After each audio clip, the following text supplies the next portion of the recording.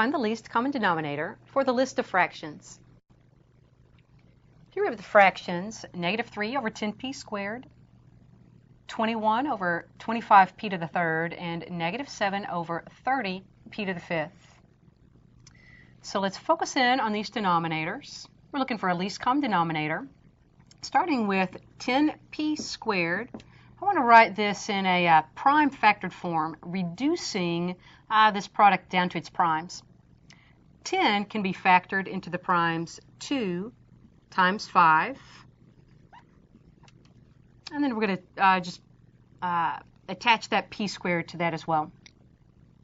Looking at our next denominator, 25p to the third. 25 written in prime factored form is 5 times 5, or 5 squared. Let's attach that p to the third as well. Our last denominator is 30p to the fifth. We want to write 30 in its prime factored form as well. I'm going to use a factoring tree. 30 is 5 times 6. 6 is 2 times 3. So in prime factored form, 30 is 2 times 3 times 5. Okay, and this expression also has in it p to the fifth.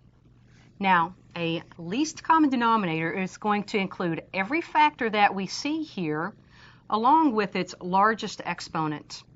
So our LCD is going to include a factor of 2. It's going to include a factor of 3. It's going to include a factor of 5 to the second power. That's our largest exponent that we see. It's also going to include a factor of p raised to our largest exponent, the 5. Now let's multiply this together. 5 squared is 25 times the product of 2 and 3, 6, is 150 p to the fifth. Our lowest common denominator then is 150p to the fifth.